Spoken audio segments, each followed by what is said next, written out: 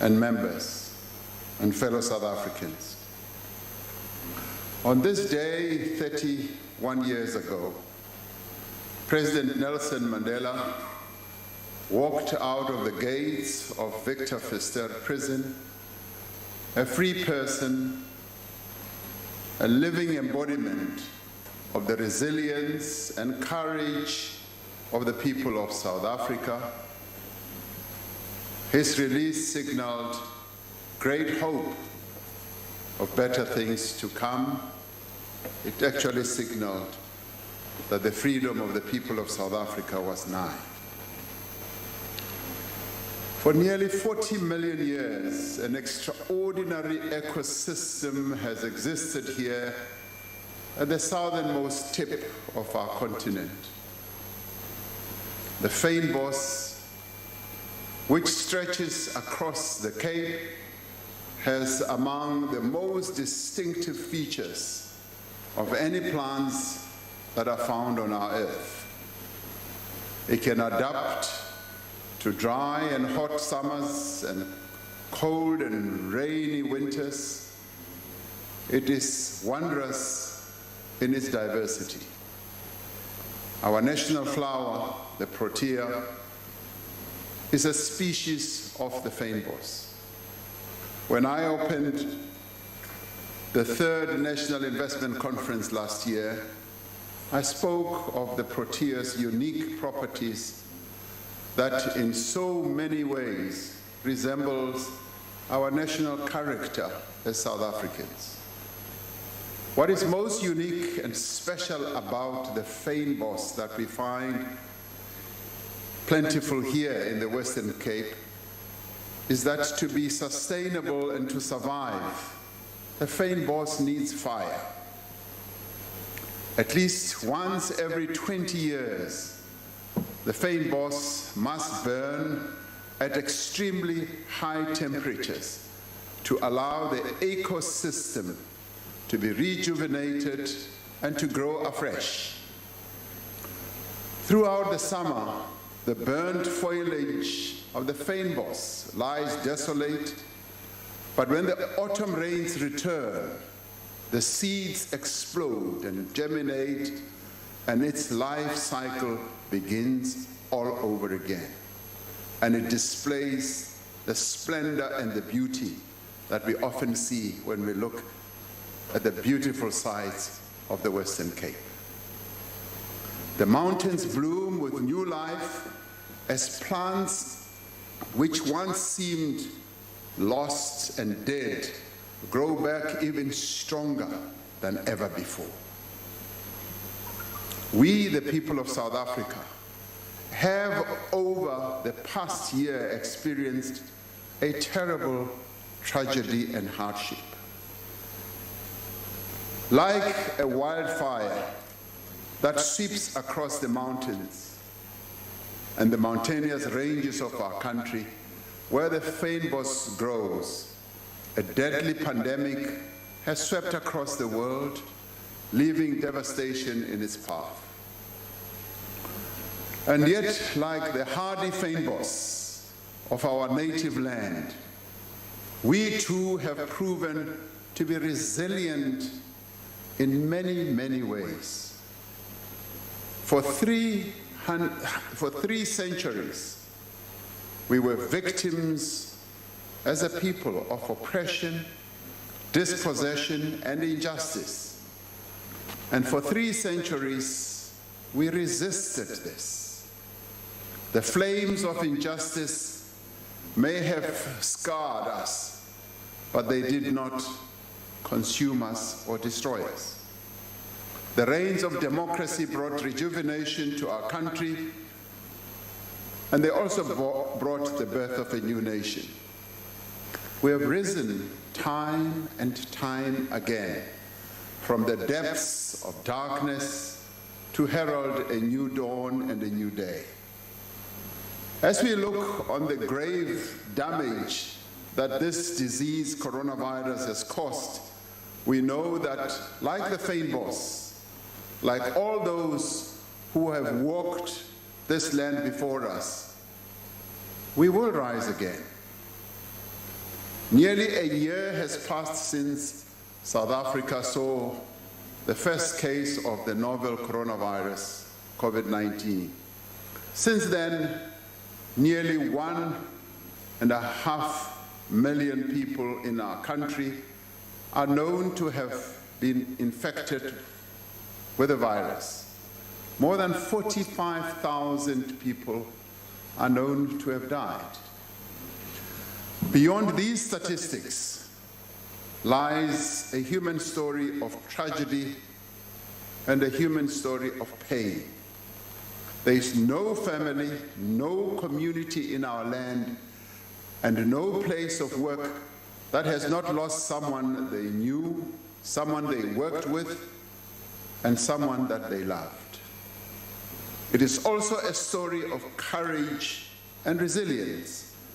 The resilience of the hospital worker who day after day, night after night, goes to work to save lives, knowing that they themselves are at risk of infection.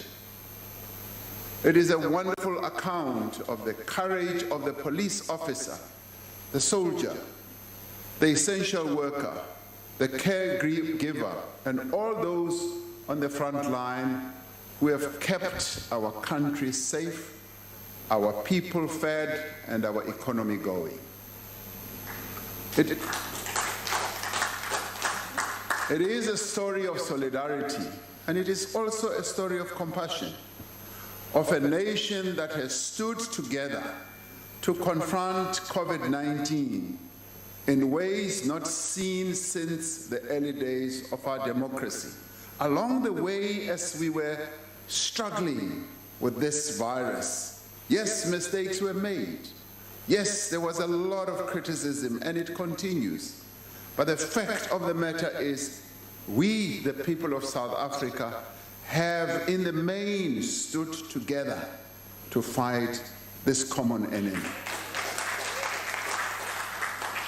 More than anything else, this crisis has revealed the true character of our remarkable nation.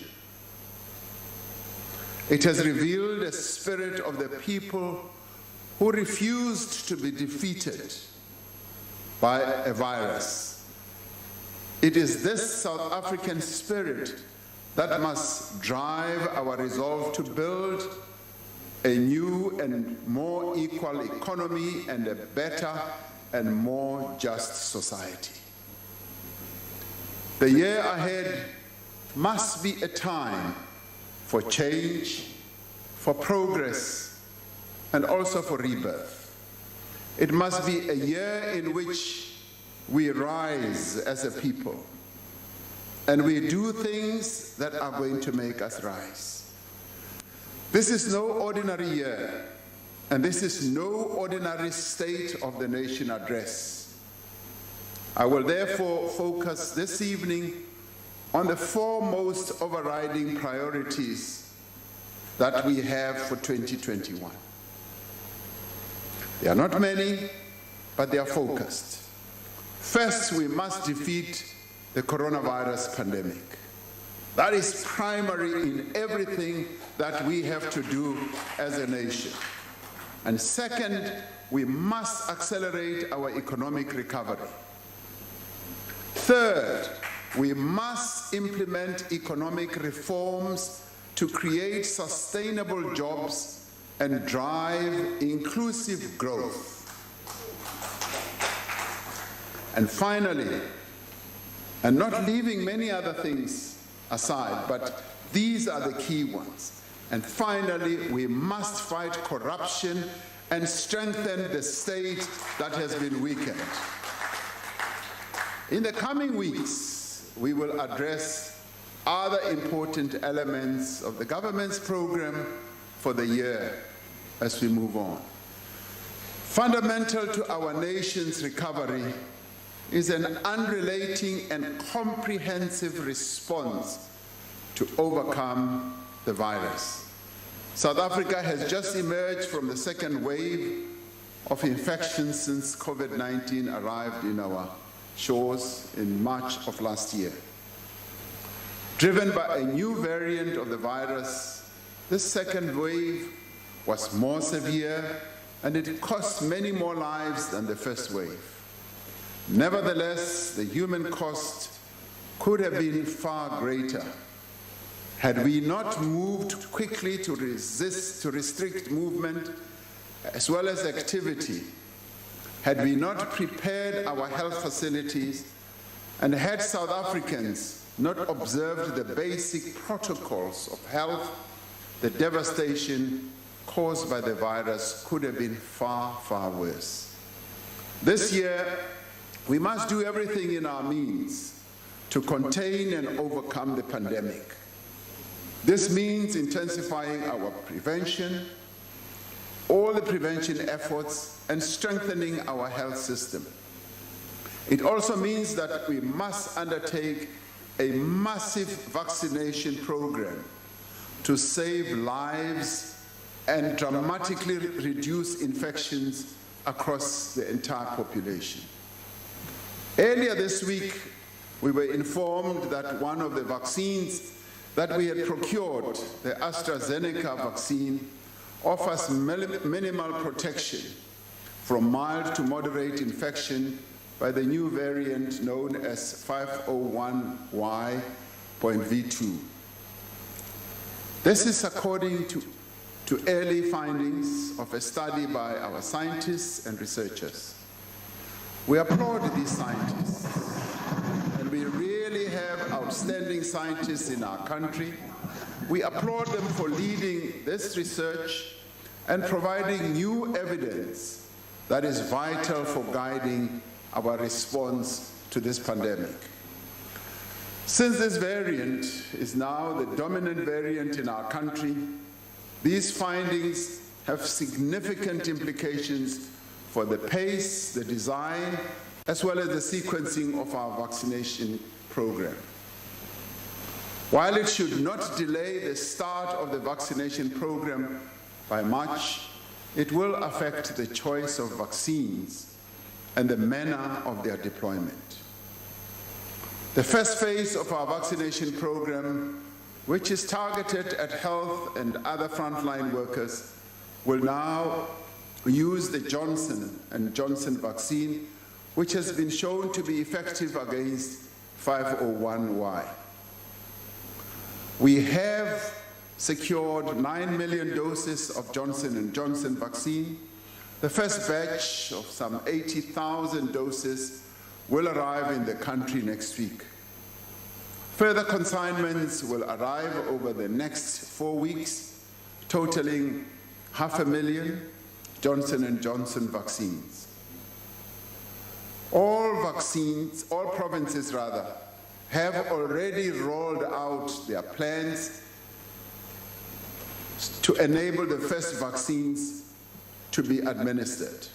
The Deputy President, David Mabuza, is leading an interministerial committee that is overseeing this massive rollout. I wish to thank our provinces for their level of preparedness for this massive undertaking that we are about to embark upon. In addition, we have secured 12 million vaccines from the COVAX facility. This will be complementing other vaccines that are available to South Africa through the African Union's Acquisition Task Team facility that we set up. Pfizer has committed 20 million vaccine doses, commencing with deliveries at the end of the first quarter. We are continuing our engagement with all vaccine manufacturers to ensure that we secure sufficient quantities of vaccines that are suitable for our conditions in terms of the variant that we have here. The health and safety of our people remains our paramount concern. All medication imported in South Africa are monitored, they are evaluated, they are investigated and inspected, and registered by the South African Health Products Regulatory Authority. We will continue to use the science-driven approach that has served us so well since the earliest days of the pandemic. The success of the vaccination program will rely on active collaboration between all sectors of society. We are greatly encouraged by the active involvement of business, labor, health, industry players, as well as medical aid schemes, and in particular, in preparing for the mass vaccination drive that they've been involved in. As we have overcome before, we will overcome this challenge once again, and we will rise. But it is not just this disease that we must defeat. We must overcome poverty, hunger, joblessness, and the inequality in our country. We must overcome a legacy of exclusion and dispossession that continues to impoverish our people and which this pandemic has severely worsened. When I delivered the State of the Nation address in this House last year, none of us could have imagined how within a matter of weeks our country and our world would have changed so dramatically. Our plans had to be adapted in response to a global emergency. The budgets that we had crafted had to be reprioritized, and many programs that we had as government in our various departments, including in our provinces and our local government structures, had to be deferred. Over the past year, South Africa has experienced a sharp decline in growth and a significant increase in unemployment. Poverty is on the rise, inequality is deepening. In the third quarter of 2020, our economy was 6% smaller than it was in the last quarter of 2019. There were 1.7 million fewer people employed in the third quarter of 2020 than there were in the first quarter before the pandemic struck. Our unemployment rate now stands at a staggering 30.8%. As a result of the relief measures that we implemented and the phased reopening of the economy, we expect to see a strong recovery in employment by the end of the year. As we work to contain the spread of the virus, we also had to take extraordinary measures to support ordinary South Africans. We also had to assist businesses that were in distress, and protect people's livelihoods. The social and economic relief package that we introduced in April of last year is by any accounts the largest intervention of its kind in the history of our country.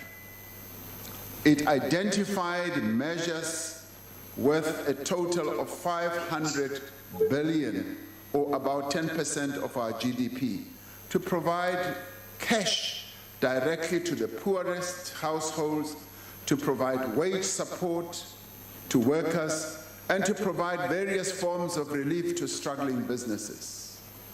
This had never been done in the history of our country. A total of 18 million people, or close to 1/3 of our population, received additional grant payments through these relief measures. It is estimated that this grant lifted more than 5 million people above the food poverty line, helping to alleviate hunger in a moment of great distress and crisis.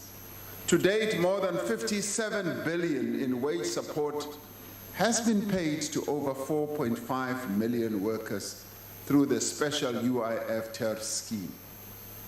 More than 1.3 billion has been provided in support mainly for small and medium enterprises. In addition, over 70 billion rand in tax relief was extended to businesses in distress. Around 18 billion rand in loans have been approved for 13,000 businesses through the loan guarantee scheme that we put together. To fellow South Africans, it is nearly 4 months since I stood here before the joint sitting of this Parliament to present to the nation the Economic Reconstruction and Recovery Plan. This evening, we stand here not to make promises, but to report on the progress in the implementation of the recovery plan, and also the priority actions that we need to take to restore growth and to create jobs. Since the launch of the plan, we have focused on 4 priority interventions: a massive rollout of infrastructure throughout the country, a massive increase in local production, an employment stimulus to create jobs and support livelihoods, and the rapid expansion of our energy generation capacity. We announced that we would be embarking on a massive rollout of infrastructure throughout the country. We knew that to achieve this objective, we would need to steadily rebuild the technical skills within government to prepare and to manage large infrastructure projects. These were skills that had been lost over time. We have now developed an infrastructure investment program or project pipeline that is worth 340 billion rand in network industries such as energy, water, transport, as well as telecommunications. Construction has already started and progress is being made on a number of these projects. Since the announcement of the Reconstruction and Recovery Plan, we have launched 2 major human settlement projects that will provide homes to almost 68,000 households here in Gauteng. Well, not here in Gauteng in the north. Similar human settlement projects are planned all over the country in a number of other provinces. 2 years ago, I spoke about the dream of building new cities that will enable us to make a decisive break with apartheid special development. Many people laughed. Many scoffed the idea of new post-apartheid cities are being conceptualized in a number of places in our country, in a number of provinces. The Lanseria Smart City, the first new city to be built in a democratic South Africa, is now a reality in the making. The draft master plan for this smart city, which will become home to between 350,000 to 500,000 people within the next decade, was completed in November 2020 and is now out for public comment. This is reality. It is happening as we speak. And we now have a number of local government structures cooperating to build this city. Progress is being made on several major water infrastructure projects. These include phase 2 of the Mokolo and Crocodile River project and the Nkomazi water project as well. The infrastructure investment plan identifies roads and projects worth 19 billion rand covering the spine of the South African road network. Work is underway to finalize project finance and structuring for these projects. Resources have been committed from the fiscus to support the construction and rehabilitation of the major N1, N2, and N3 highways. These infrastructure projects will lead to the revival of our construction industry and the creation of much-needed jobs. The 100 billion infrastructure fund is now in full operation. This fund will blend resources from the fiscus and financing from the private sector and development institutions. Its approved project pipeline for 2021 is varied and includes projects such as student housing infrastructure, which aims to provide 300,000 student beds. Another approved project is SA Connect, a program to roll out broadband to schools, hospitals, police stations, and other government facilities. The second priority intervention of the recovery plan is to support the massive increase in local production and to make South African exports globally competitive. This will encourage greater investment by the private sector in productive activity, and key to this plan is the renewed commitment from government, business, and organized labor to buy locally made products. And we've always been talking about localization and saying we encourage South Africans to buy local, to ensure that even what you wear, like the suit I'm wearing tonight, is locally made by South African workers. This commitment should lead to increased local production, which will lead to the revival of our manufacturing industry, which will lead to the employment of more and more of our people. If many of us men buy the suits that are made locally, more workers will be employed in the factories that make this suit.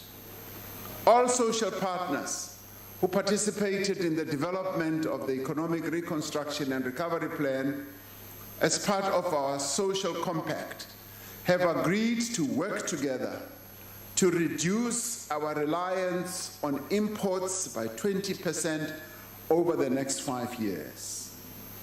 They have identified 42 products ranging from edible oils to furniture to fruit concentrates to personal protective equipment, steel products, and green economy inputs that can be sourced locally, because if we focus our mind on buying local, entrepreneurs will start making them.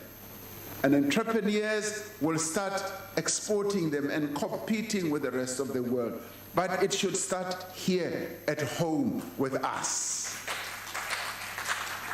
If we achieve our target, we will significantly expand our productive economy, potentially returning more than 200 billion rand to the country's annual output.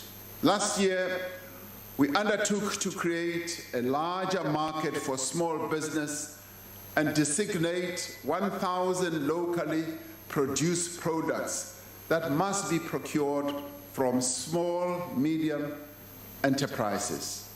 As the COVID-19 pandemic forced the closure of global value chains, we have been able to speed up the initiative as the local supply chains become more open for locally manufactured products. To this end, Cabinet approved the Small Medium Enterprise Focused Localization Policy Framework, which identified 1,000 products. Furthermore, the Department of Small Business Development and Trade and Industry and Competition are supporting small and medium enterprises to access larger domestic and international markets. I've been very impressed with the work that these two departments have been doing. These efforts are supported by robust manufacturing support programs. In the State of the Nation address last year, I said that our vision for industrialization is underpinned by sector master plans to rejuvenate and grow key industries. 4 master plans that have been completed and signed to date, which are part of the social compact between labor, business, and government and communities, have already had an impact in their respective industries. Through the implementation of the Poultry Master Plan, and remember, our poultry industry was under a lot of stress. What the poultry industry needed was to have a master plan, which should have been arrived at, and it did happen on a compact basis. Now we're seeing progress in that industry. The industry has now invested 800 million rand to upgrade production. South Africa now produces an additional 1 million chickens every week. Now that is great progress. The Sugar Master Plan was signed during the lockdown with a commitment from large users of sugar to procure at least 80% of their sugar needs from local growers. Now, through the implementation of the plan last year, we saw a rise in local production and a decline in imported sugar, creating stability for an industry which employs well over 85,000 workers. Support for black small-scale farmers is being stepped up, with a large beverage producer committing to expand their procurement sharply and focusing on the small, medium enterprise producers. Now, since the signing of the Clothing, Textile, Footwear and Leather Master Plan in November in 2019, the industry has invested more than R500 million to expand local manufacturing facilities, including small, medium enterprises. We have worked closely with the auto sector to help it weather the pandemic. By the end of the year, the sector had recovered around 70% of its normal annual production in difficult circumstances. Last week, the Ford Motor Company announced a 16 billion rand investment to expand their manufacturing facility in Tshwane for the next generation Ford Ranger Bakkie, which they will export around the world to well over 150 countries. Now, this investment will support the growth of around 12 and more small, medium enterprises in the automotive component manufacturing, an area in which many black-owned small businesses have never really entered. Now, through this initiative and this investment, we are going to see a number of small, medium enterprises, largely in the Pretoria area, Mamelodi, Easterus, and places like that, coming to the fore and becoming active and being productive. Nearly half of the procurement spend on construction of the bulk earthworks and top structure of the Tshwane Special Economic Zone during this phase is expected to be allocated to small, medium enterprises. And I was told that it will be some 200 medium enterprises, and the value could well be something like 1.7 billion rand in procurement opportunities. Toyota has invested in their KwaZulu-Natal facility to start production of the first generation hybrid electric vehicles to come off a South African assembly line.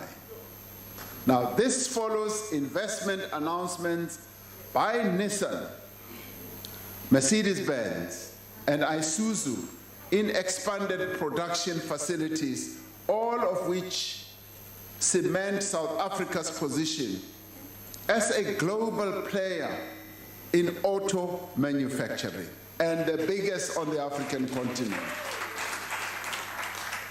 This year, our focus will be on getting the industry back to full production, implementing the Black Industrialist Fund, and working on a new platform for expanded auto trade with the rest of the continent. Now, a number of countries on our continent are already setting up their own auto manufacturing plants, but they are going to be relying on South Africa to supply them with various components and a whole lot of other products that go into building cars. Now, this will be the part of our concerted effort to boost our manufacturing sector, which has been going down. This year, we will begin to harness the opportunities presented by the African Continental Free Trade Area, which came into operation on the 1st of January following the adoption of the Johannesburg Declaration by the African Union. The AFCFTA provides a platform for South African businesses to expand into markets across the continent and for South Africa to position herself as a gateway to the continent, to address the deep inequalities in our society. We must accelerate the implementation of broad-based Black economic empowerment policies on ownership, on control and management of our economy. That is a policy that must be implemented, and there is no reversal on that policy whatsoever. Last year, government agreed to landmark deals with companies that will advance Black economic empowerment by transferring ownership to their workers. In November last year, we held our 3rd South African Investment Conference to review the implementation of previous commitments and to generate new investment into our economy. Even under the difficult economic circumstances, the investment conference managed to raise 108 billion rand in additional investment commitments from a number of investors. Together with investment commitments confirmed from the 2 previous investment conferences, we've now received 773 billion in investment commitments towards our 5-year target of 1.2 trillion rand. This is phenomenally successful. Firms have reported that some 183 billion of these investments has already flowed into projects that benefit the South African economy. This shows that our country is still an attractive investment destination for both local and offshore companies. We have worked to facilitate investment by increasing the ease of doing business, including by making it easier to start a business.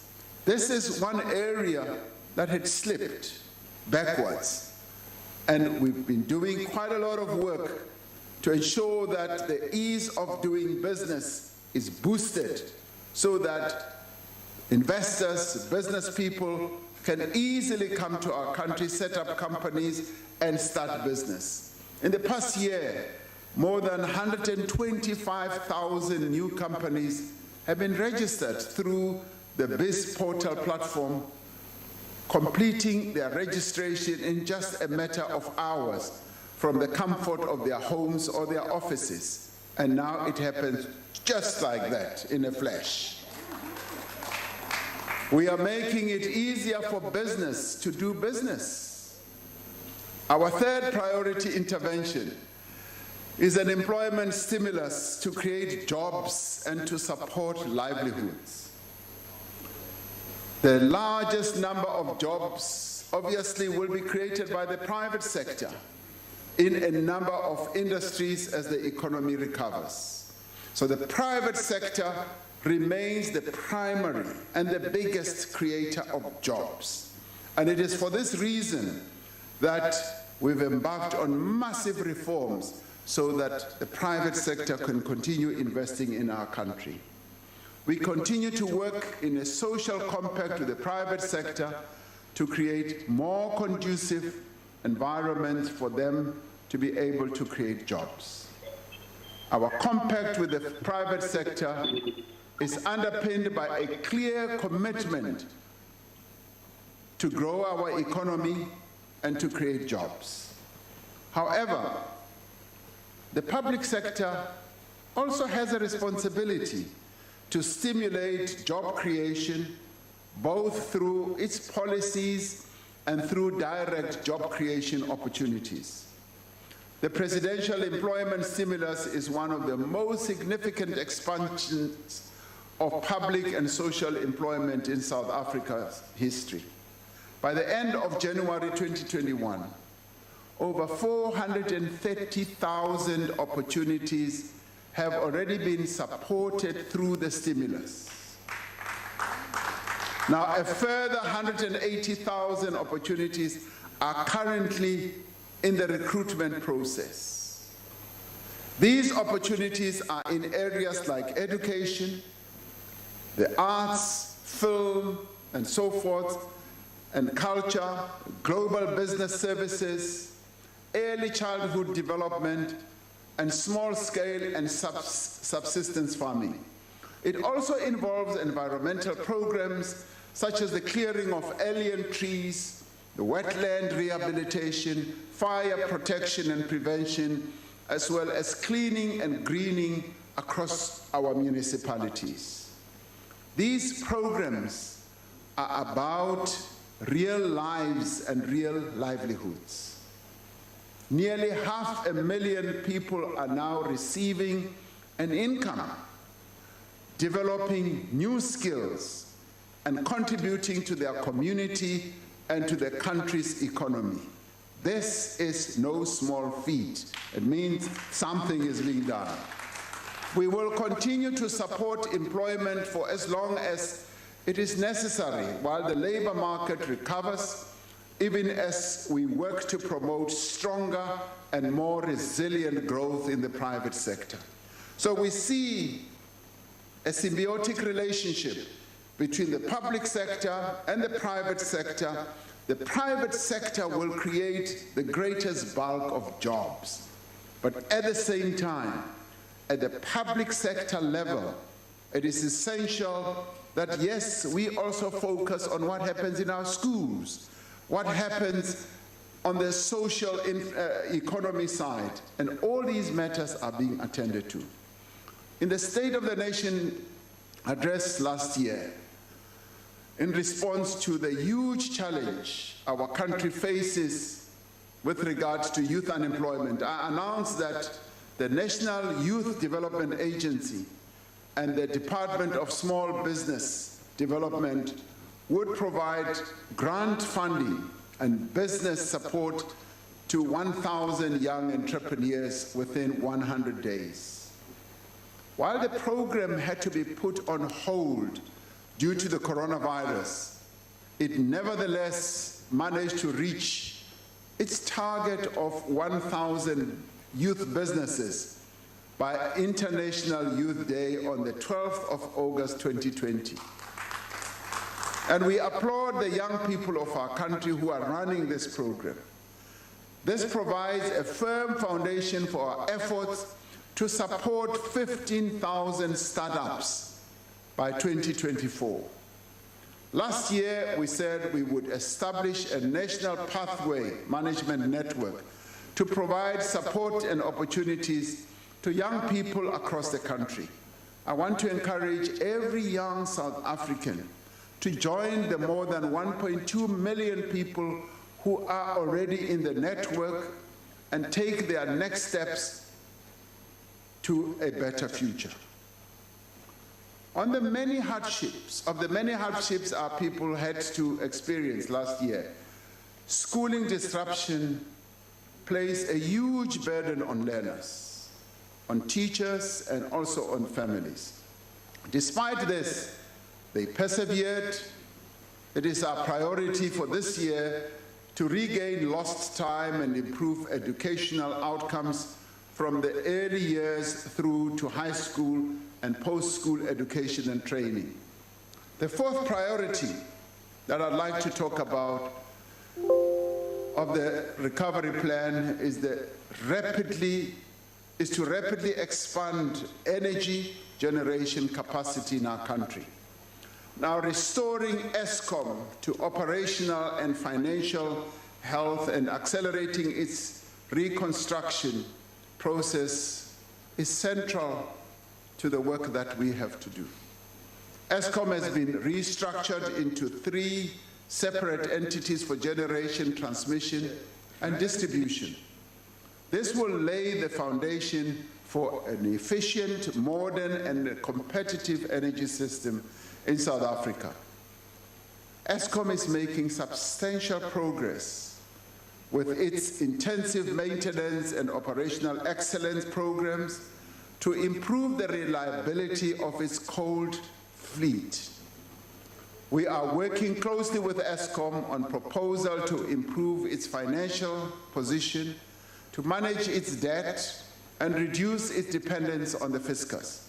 This requires a review of the tariff path to ensure that it reflects all the reasonable costs and measures to resolve the problem of municipal debt as well.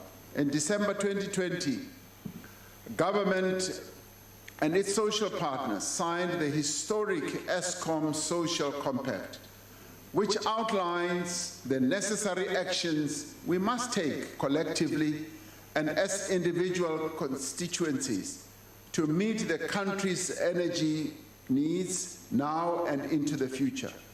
Now, over the last year, we have taken action to urgently and substantially increase generation capacity in addition to what Eskom generates.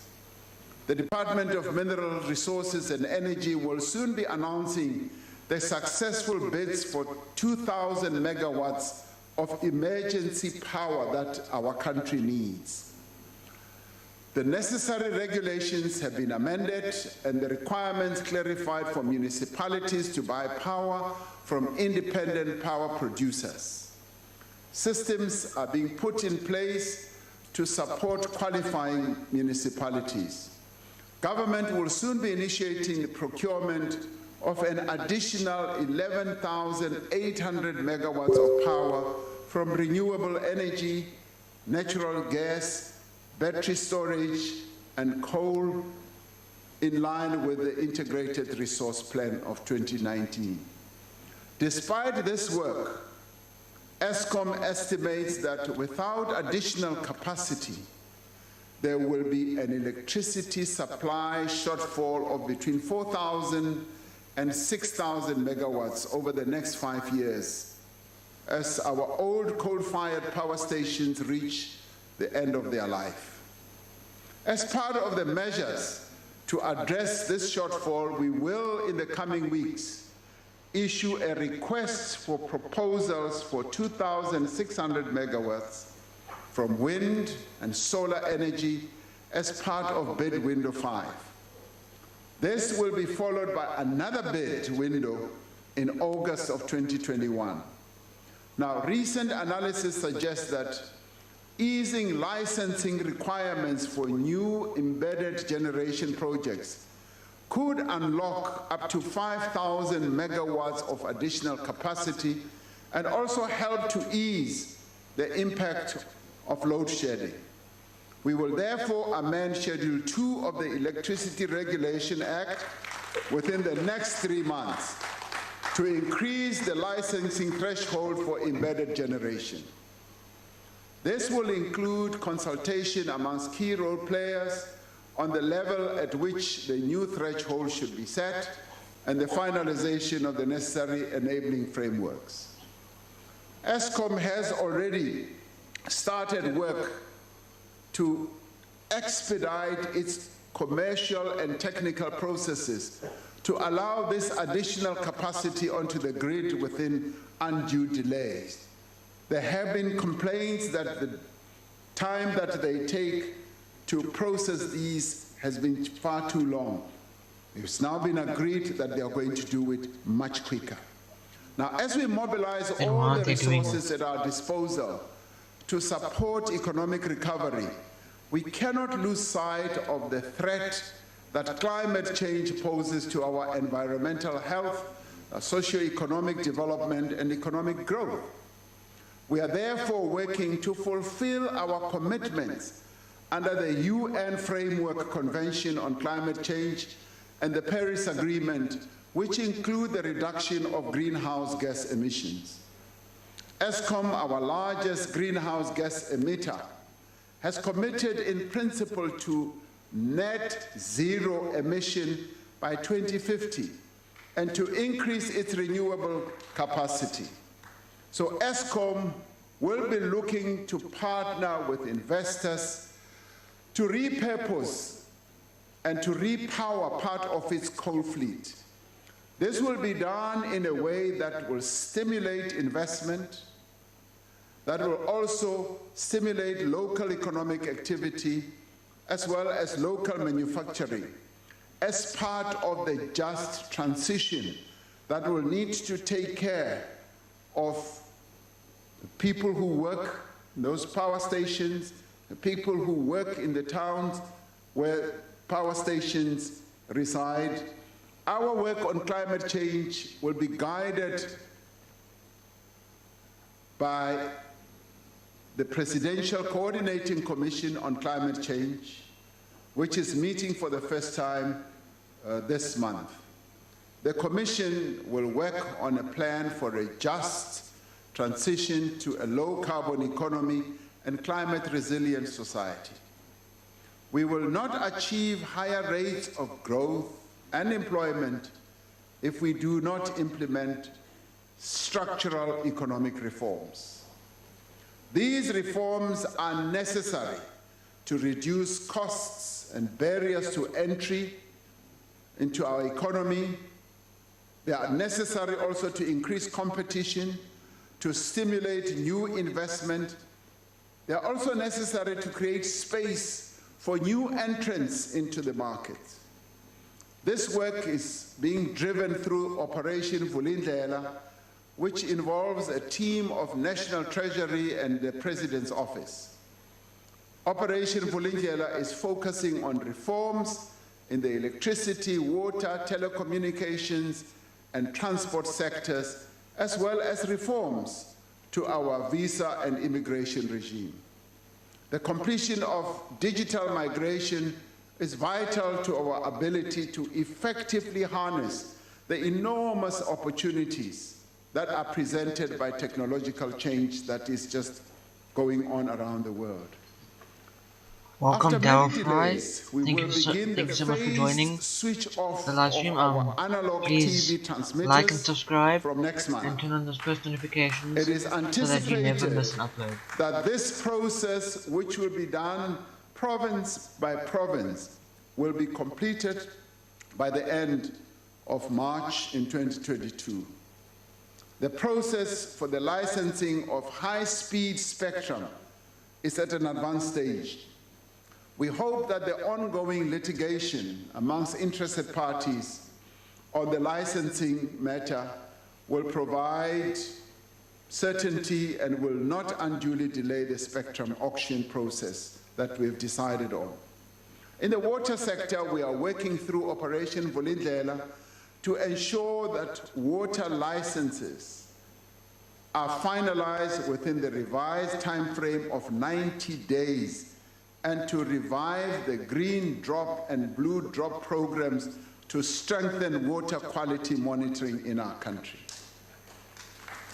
Now, we will finalize and implement the revised raw water pricing strategy and accelerate the establishment of a National Water Resource Infrastructure Agency.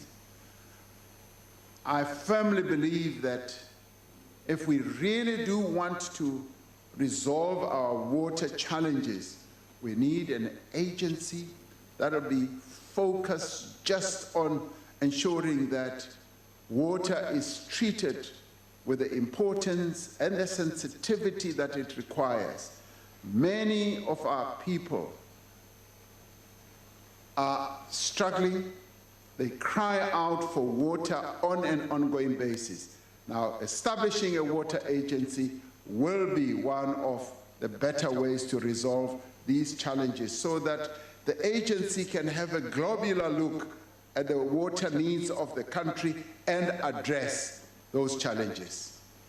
Our ability to compete in global markets depends on the efficiency of our ports and rail network. We are repositioning Durban. Thank you for as the like hub and the subscribe. for the Southern Daryl Hemisphere Fry. and developing Hope you enjoy my Mufara as a content, container terminal and of hope you choice. enjoy the rest of your evening. The rail corridor from Gauteng is being extended to enable the export of vehicles through Port Elizabeth. These are crucial steps to move freight from road to rail and increase the competitiveness of the rail system in our country.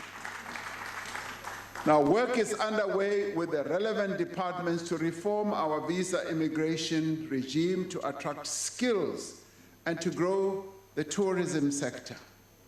As international travel starts to recover in the wake of COVID-19, we will undertake a full rollout of e-visas to visitors from China, India, Nigeria, Kenya, and 10 other countries in the world. Now, the revised list of critical skills will be published for public comment by the Department of Home Affairs within 1 week to ensure that the final version reflects the skills that are needed by our economy. This, too, has taken far too long to be done, but it is now going to be done. The momentum that Operation Vulindlela has already built and the support that it has received across government shows that we are serious about reform. We will continue to work relentlessly and without pause to create a more modern, a more efficient and competitive economy that is more open to all South Africans. Now, to support our reform process, the Presidential State-Owned Enterprise Council has outlined a clear set of reforms that will enable these vital public companies to fulfill their mandate for growth and development. Overarching legislation for state-owned enterprises will be tabled in Cabinet this financial year and Parliament in the next financial year. A centralized SOE model is being implemented this financial year, which will ensure a standardized governance, financial management, and operational performance framework for all our SOEs. The mandates of all SOEs are being re-evaluated to ensure that they are responsive to the country's needs and the implementation of the National Development Plan. In the midst of the economic damage caused by COVID-19, South Africa's agricultural sector has performed remarkably well. In 2020, we became the world's second largest exporter of citrus, with strong export growth in wine, in maize, in nuts, in deciduous fruit, and in sugarcane. Now, the favorable weather conditions in 2020... Welcome, Johan. Thanks for joining. Hope work was well and you had a safe and wonderful day. Thanks for joining. Like and subscribe, please. This provides an opportunity for further public-private partnerships in the agricultural sector to promote transformation and to ensure sustainable growth. It is an opportunity to accelerate land redistribution through a variety of instruments, such as land restitution, expropriation of land, in order to boost agricultural output.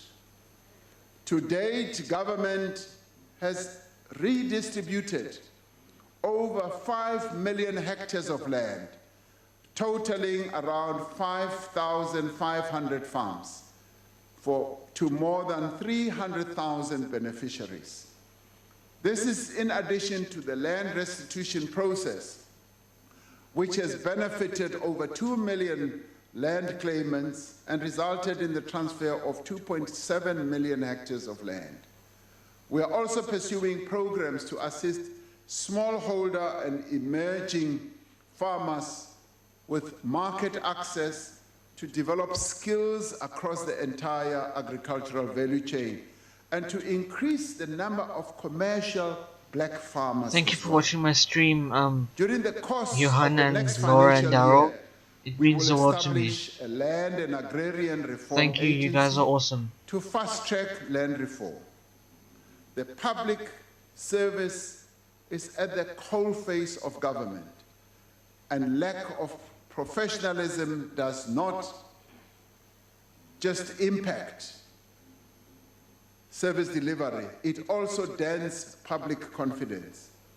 Now, advancing honesty, ethics, and integrity in the public service is critical if we are to build a capable state. Now, through the National School of Government, we continue to roll out courses and training programs to government officials, from entry level to senior management and to the executive. In October last year, I signed off on ministerial performance agreements with all ministers, which have now been published online. This will enhance accountability and focus performance by members of the executive. We remain on course to build a capable and professional civil service that delivers on its mandate and is accountable to the people of South Africa. We are proceeding with our efforts to strengthen local government and to strengthen local government infrastructure and accelerate service delivery through the district development model. The model brings all spheres of government to focus on key priorities and implementation of critical high-impact projects. Working with both public and private sector partners, government is implementing a range of measures to support municipalities to address inadequate and inconsistent service delivery in areas such as water provision, infrastructure build, maintenance. We are also focusing on the appointment of properly qualified officials at local level to ensure effective management and provision of services. In some municipalities, we have often found that less than well-qualified people have been appointed, and all they ever do is to mess up.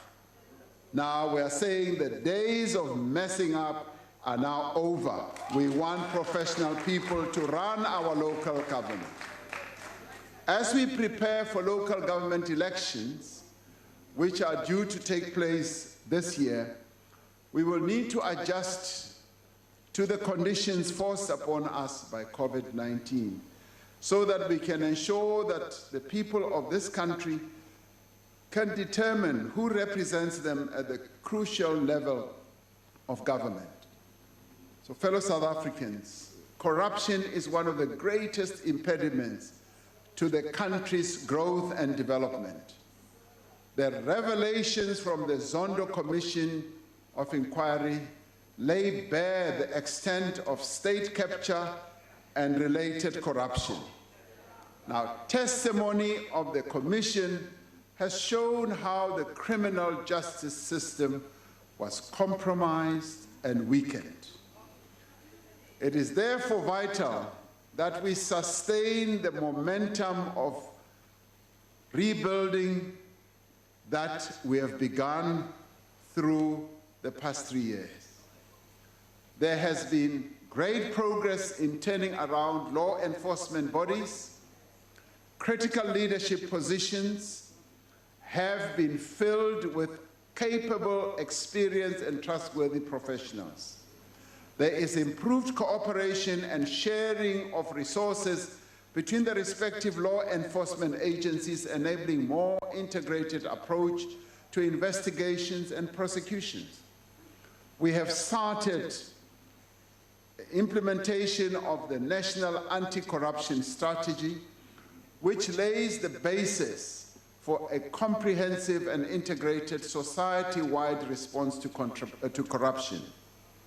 We will shortly be appointing the members of the National Anti-Corruption Advisory Council, which is a multi-sectoral body that will oversee initial implementation of the strategy and the establishment of an independent statutory and anti-corruption body that will report to this Parliament. To this Parliament. Sorry guys, sorry that my webcam was off for so long. It's just my father was calling me, so I had to answer. Sorry once again. Reports started to surface last year about possible fraud and corruption in the procurement of COVID-related goods and services, we acted with speed and decisively to put a stop to these practices, to investigate all allegations, to act against those responsible. We established the Fusion Center, which brings together key law enforcement agencies to share information and resources. Now, this Fusion Center nice one, Daryl. That is so true. And preserved or recovered millions of rands in public funds. The Special Investigating Unit was authorized to investigate allegations of unlawful conduct with respect to COVID procurement by all state bodies during the national state of disaster. As it reported last week, the SIU has finalized investigations into 164 contracts with a total value of 3.5 billion rand.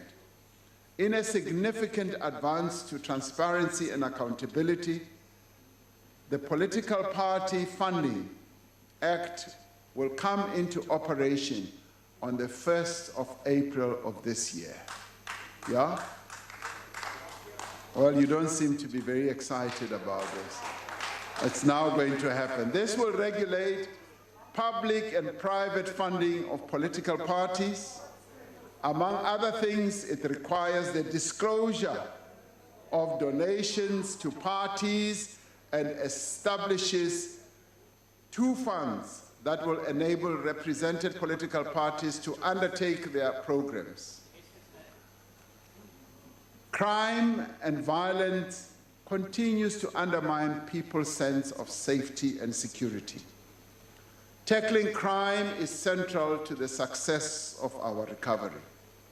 Crimes like cable theft, railway infrastructure vandalism, land invasion, construction site disruptions, and attacks on trucks hamper economic activity and discourages investment. We are taking steps and will continue to take steps to stop these crimes and to deal with those responsible in terms of the law. Task teams have been set up in a number of provinces to deal with extortion and violence on sites of economic activity. We are also fast-tracking the implementation and capacitation of the Border Management Agency to curb illegal immigration and cross-border crime. That is now going to happen. Ending gender-based violence is imperative if we lay claim to being a society that is rooted in equality and non-sexism. When I launched the National Strategic Plan on Gender-Based Violence and Femicide in April last year, I made a promise to the women and children of our country that we were going to strengthen the criminal justice system to prevent them being traumatized again and to ensure that perpetrators face justice.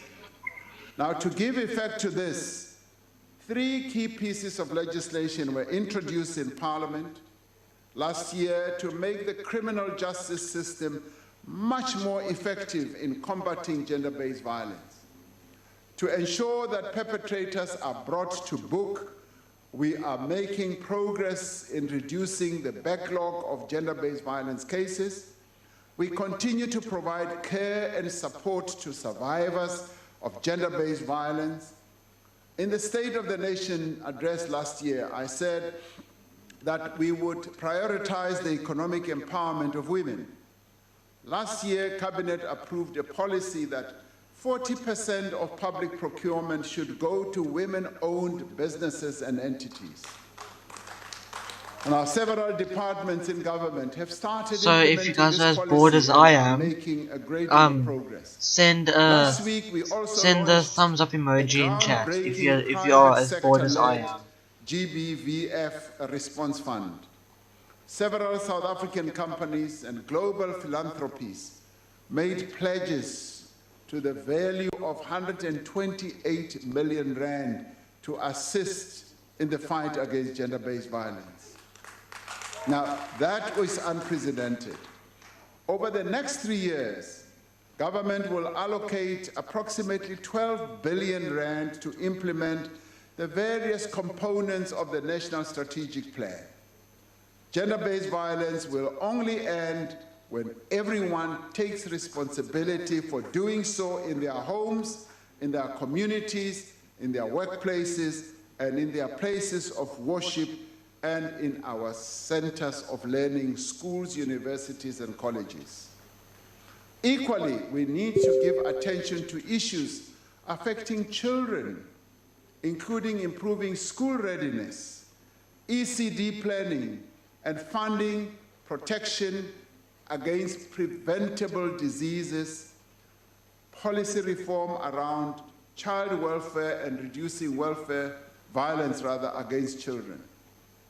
In the year ahead, we are also going to forge ahead with efforts to provide greater opportunities to persons with disabilities to participate in the economy and in society in general.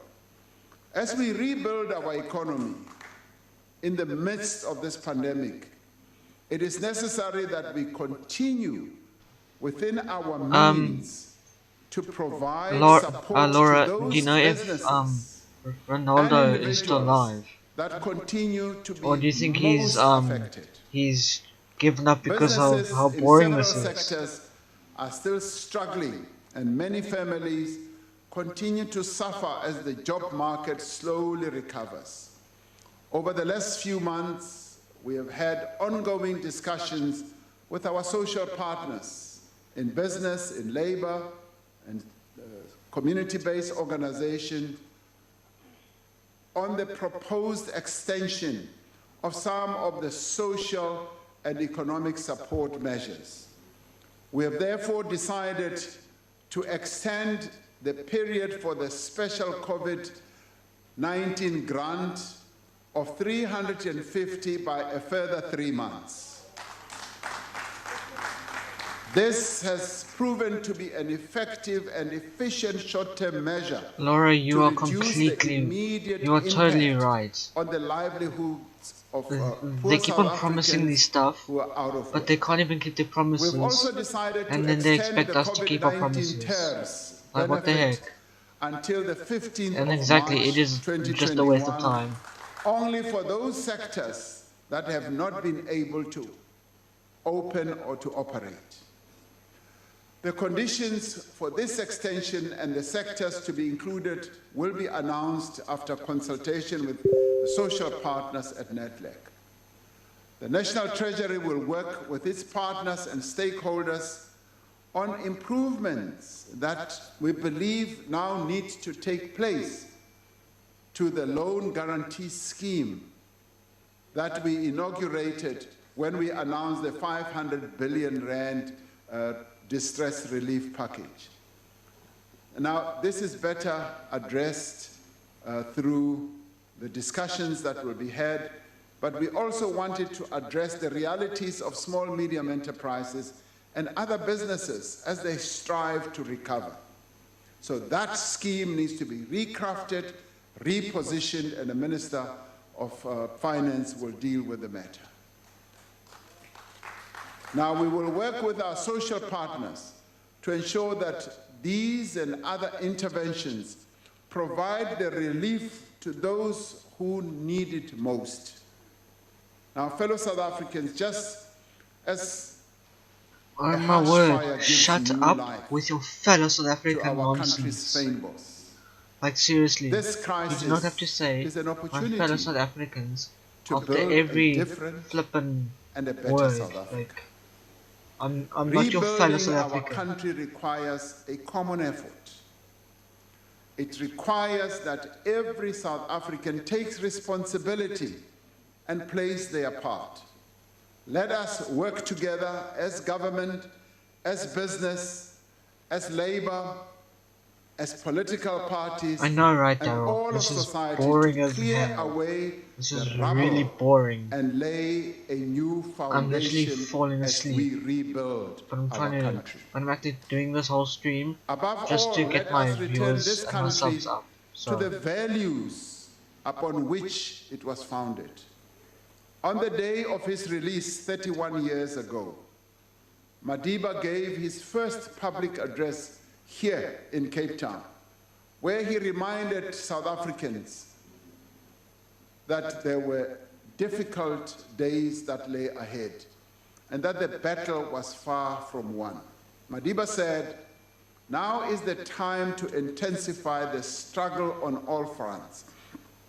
To relax our efforts now would be a mistake which generations to come will not be able to forgive." Close quotes. In counting the great cost to our society over the past year, we may be tempted to lose faith. But we can get through this because we are a nation that never gives up. We are a nation that is never defeated. Laura, trust me, I know exactly how Ronaldo feels. Right in my head, I'm like, shut up and hurry up and just, you've been on for like a long time. Just get to the point. Even though I know there's no point. Us, who work hard every day to put food on the table of their homes, to keep the company running, and to give support, help and care to our people.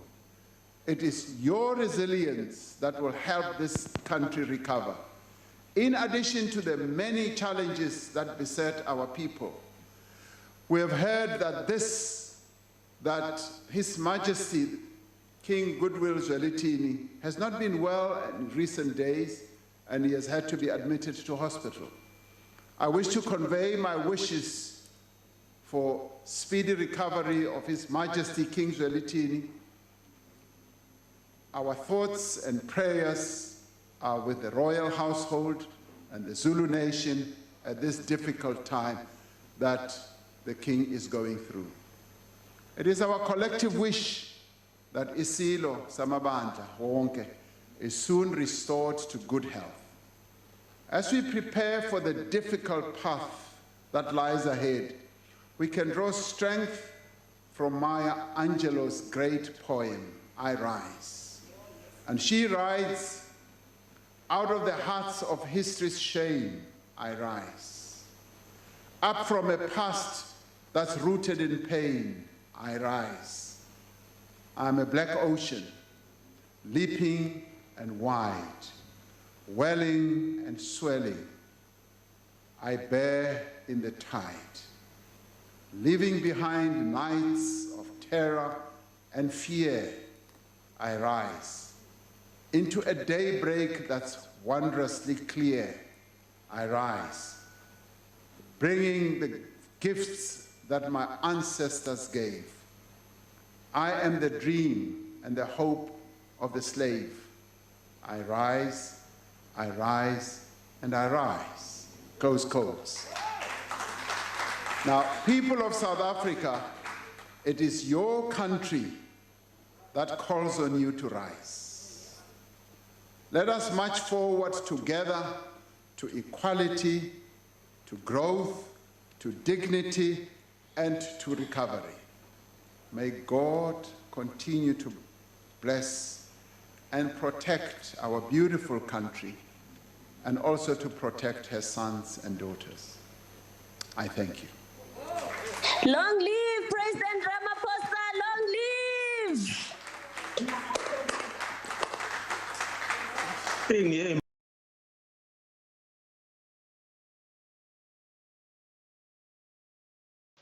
So there you guys have it. That was the extremely boring speech to the nation that Ramaphosa just gave. We survived it. Yay. Thank you so much to the people who watched and liked and subscribed. You guys are the best, and I hope you guys have a wonderful rest of your evening, and I'll catch you tomorrow at 8:30. So yeah, I'll be streaming tomorrow at 8:30, and then I'll be joining over to Laura's stream. So thank you guys. Bye.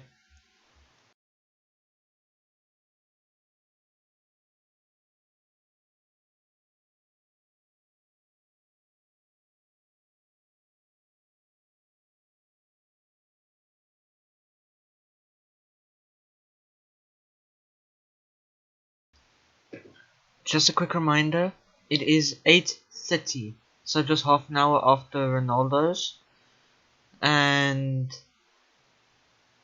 about 45 minutes before Laura's stream. Thanks guys.